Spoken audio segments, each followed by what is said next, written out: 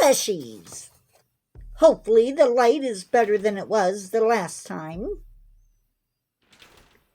Hello there, Fleshies. Are you ready for a story that's a real campout? This tale will have you branching out from your usual routine, so stick around. We're about to explore the wild side, where some campers get more than they bargained for. So lean in and let's get rooted in this next adventure. And now, hiding. Brian Kent decides to go camping. He does so along with a few friends at one of the state parks that are a few hours away from him. He decided to camp in a campsite that was suggested to him by one of the park employees who took his reservation. People sometimes get on Brian's last nerve. They always seem to find some reason to complain about him. Sometimes his group is a bit too noisy, or they tend to get messy. This campsite was perfect. No one around to bug him, and the ranger who recommended the site gave it a 10 out of 10. It was pretty great. The site was large. You felt like the whole forest surrounded you. Though, there was something that just didn't feel right. You know what I mean? The ranger knows Brian and suggested this place to him to get back at him. This site has a history of sending people packing. It has a possible tie to the supernatural. The person renting the site is sure to stir things up. It's only a matter of time before he does, and the ranger is counting on it.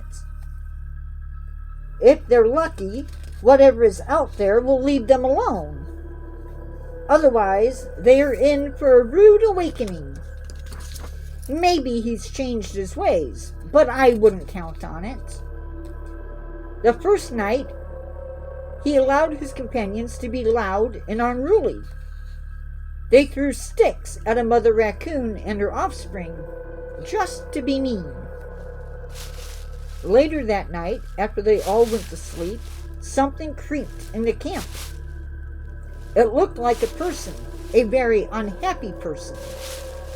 This little creature is a pukwudgie, and it's a creature of the forest. They stand around 2.5 feet tall, and they are troublemakers for sure. They can also be quite vile, and they don't have any problem unaliving someone. This one likes to get people lost, but he is also known to use poison arrows. He doesn't like to use his arrows, but if he's pushed, he might. The arrows do make them sick, and they are known to even burn up stuff. They can shoot fireballs, not the arrows, but him. He can project fireballs. Not something you want to tick off, and that is what Brian and friends have done. But they aren't done yet. Their creature has dark hair and dark eyes, plus some porcupine-like quills on his back.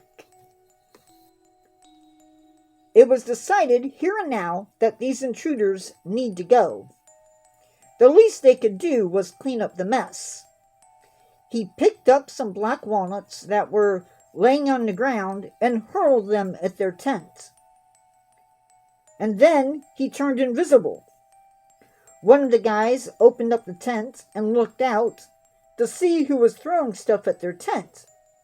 But when he looked out of the tent, no one was there. Another walnut was tossed at them and nailed him in the head, but it was not dropped from a tree. That nut, husk and all, was thrown by someone.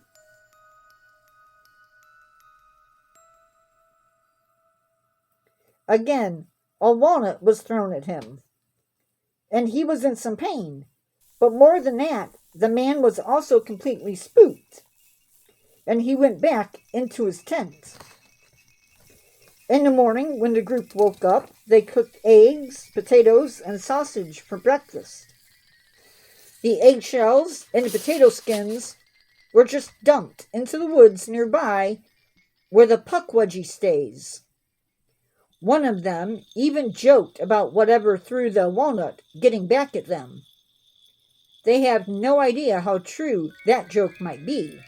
Their encounter last night was just a taste of what the creature can do. Now they've angered it, and they cannot go back. It's upset, and someone must be made to pay. After a day of walking around the trails, the men return to their campsite and spend a few hours just relaxing. At night, though, they decide to have a bonfire, and they load the fire ring with dead wood from the forest around them. They pollute the campsite by using lighter fluid to start the fire, but they also use bug spray all around the site. This pollution causes our little friend to choke. They also destroyed a part of the forest. They were being watched. It wasn't the kind of watching that was tangible. Out of nowhere, they could hear the sounds of a cougar coming from the forest. It's an attempt to scare them away. Instead of running away, they called the ranger station to see what might be making the sounds. Sure enough, the ranger can hear it. But he doesn't laugh at them.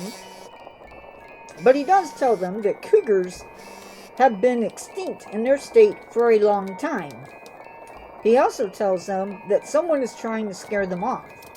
When that didn't scare them away, the puckwudgie turned to another trick. The last straw for the little creature is when the humans didn't flee when he did the cougar call. Now he aims at the tarp that is over their cooking area. He releases a ball of fire, and the tarp ignites, and the plastic sheet begins to drip all over their cooking stuff. But he isn't done yet. He summons a bow and arrow and aims it at Brian. The arrow nails the victim. Within seconds, a searing pain shot through him, and he crumpled to the ground. They called for an ambulance, and he survives his encounter. One thing is for sure, he'll never camp in that site again. The end. Well, Fleshies, it looks like our time in the wilderness has come to an end. And what a wild ride it was. I hope you enjoyed this tale of campers getting what they deserve.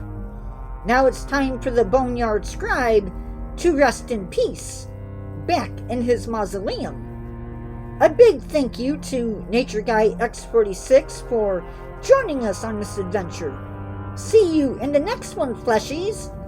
Pleasant nightmares!